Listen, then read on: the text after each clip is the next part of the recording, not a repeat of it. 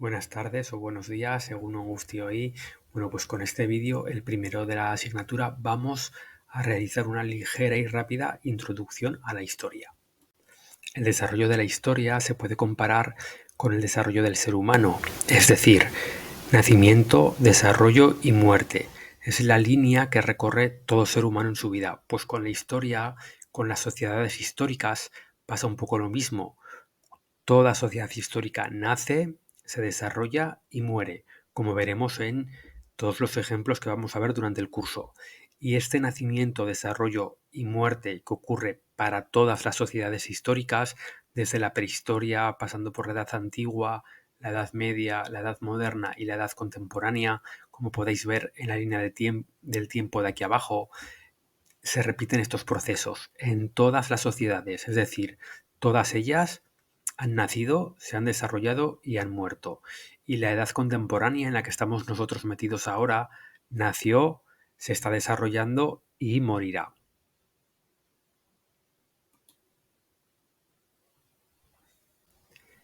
Y la evolución de todas estas sociedades históricas se conoce como las edades de la historia, que se divide en primer lugar en prehistoria e historia. La línea divisoria entre la prehistoria y la historia se marca en torno al año 3500 a.C., que es cuando el ser humano inventa la escritura. Los historiadores suelen situar el nacimiento de la historia con el nacimiento de la escritura. Entonces vemos que la prehistoria, que se estudia en primero de la ESO, se divide en tres periodos: el paleolítico, el neolítico y la edad de los metales. La historia nace en la Edad Antigua, es decir, nace con las sociedades que surgen en los márgenes de los grandes ríos, como es el Imperio egipcio, la sociedad egipcia y Mesopotamia, y se desarrolla a partir del año 3500 a.C. hasta el 476 después de Cristo, que es la caída del Imperio Romano. Entonces encontramos diferentes sociedades dentro de la Edad Antigua, como la fenicia, la Grecia clásica, los cartagineses, los romanos, etc. En el 476, con la caída del Imperio Romano, se considera que comienza la Edad Media. Una Edad Media en la cual se desarrollan muchas sociedades diferentes, entre las que encontramos a los visigodos, por ejemplo, al Andaluz, todo el Imperio Islámico, los reinos cristianos en la península ibérica y en Europa, y esta Edad Media abarca desde el 476 hasta el 1492, que es el momento en el que los europeos llegan a América. Se considera que en el 1492 comienza la Edad Moderna, con la llegada de los europeos a América. La Edad Moderna abarca desde esta fecha hasta el 1789, que es cuando comienza la Revolución Francesa. La Revolución Francesa que marca el inicio de una nueva era que se conoce como la Edad Contemporánea, que es en la que nosotros estamos inmersos ahora. Y para comprender todo esto es necesario fechar los acontecimientos, ¿cierto? Entonces tenemos que fechar acontecimientos y los objetos del pasado, todo lo que estudiamos del pasado. Las fechas nos permiten agrupar todos estos hechos y los objetos que pueden ser simultáneos, es decir, que son de una misma época, y así los podemos ordenar en el tiempo.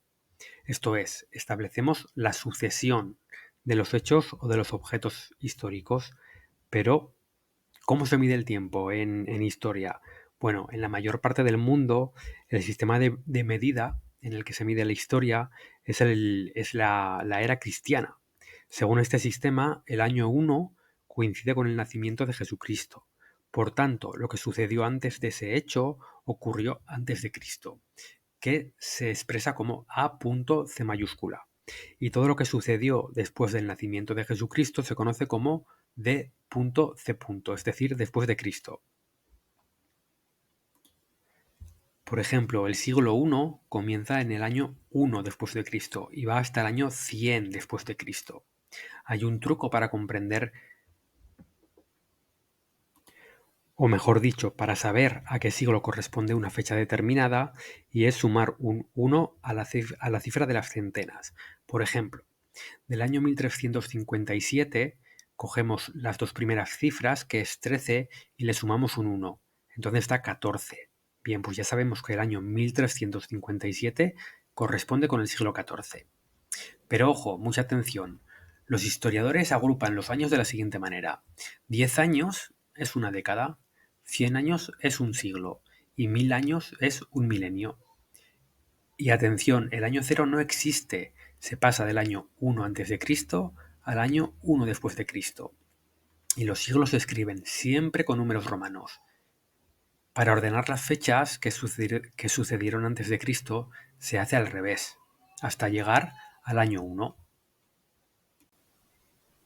Es importante saber que un historiador no es una persona que se sabe todo, que logra memorizar datos y fechas, que tiene en su cabeza más datos que la Wikipedia. No, el historiador es un detective del pasado, es decir, el objeto del historiador es estudiar el pasado. Su objetivo es conocer cómo vivían las personas de otras épocas y cuáles fueron los acontecimientos más destacados en cada momento. Y para ello, ¿cómo trabaja el historiador? ¿Cómo aprende el pasado? Pues lo hace mediante la investigación, mediante la labor de investigación, a partir de los restos que han dejado los seres humanos que han pasado por la Tierra antes que nosotros. Por eso a menudo comparamos el trabajo del historiador o de la historiadora con el que realiza un detective o un policía científico. Como ellos, pues el historiador debe analizar el escenario, debe buscar pistas del pasado y debe averiguar lo sucedido, qué ha sucedido en sociedades anteriores. Y para llegar a averiguar todo ello, el historiador lo hace a través de las fuentes históricas, que son los restos que dejaron nuestros antepasados y que se utilizan para reconstruir el pasado. Los historiadores utilizan muchos tipos de fuentes. Pueden ser fuentes primarias, que son las fuentes coetáneas a los hechos de los que informan, por ejemplo, pues un periódico de la época, las memorias que ha podido escribir un rey o un presidente, los censos de la población, artículos de prensa, fotografías de la época, etcétera. Y por otro lado, las fuentes secundarias, que son posteriores a los hechos de los que informan. Y un ejemplo paradigmático es nuestro libro de texto. Y bueno, hay muchos tipos de fuentes. Las fuentes escritas, que son documentos públicos, por ejemplo, publicaciones, cartas y correspondencia, gráficos, etcétera. Fuentes orales, que son las entrevistas. Fuentes iconográficas, pues que son imágenes. Y las fuentes materiales, que es todo aquello que surge de una excavación. Por ejemplo, objetos de la vida cotidiana, ropas, herramientas, armas, etcétera, etcétera. Y en fin, como dejó escrito el historiador Erich Hobsbawm, la historia es una herramienta sin la cual no podemos comprender nada de lo que sucede en el mundo. Es como una gran ola, de la cual nosotros solo vemos cuando la ola choca contra la roca o se desintegra en la playa, pero para que esa ola se haya generado, ha seguido una serie de procesos, de dinámicas que han hecho que la ola creciera y luego se desintegrara. Pues con la historia pasa un poco igual. Nosotros solamente vemos lo que ocurre en nuestro presente, lo que nos rodea, pero para que esto haya llegado hasta hoy, anteriormente ha habido muchísimas dinámicas que hacen que nosotros seamos como somos hoy. Por último, recuerda traer a clase el próximo día un objeto antiguo que tengas personal, o una foto, o varias fotos, o varios objetos, para poder reconstruir tu historia personal, como hace un historiador con una sociedad antigua, y para poder crear tu eje cronológico o tu eje de vida. Sin más, un saludo, ánimo y prepárate para empezar a hacer historia.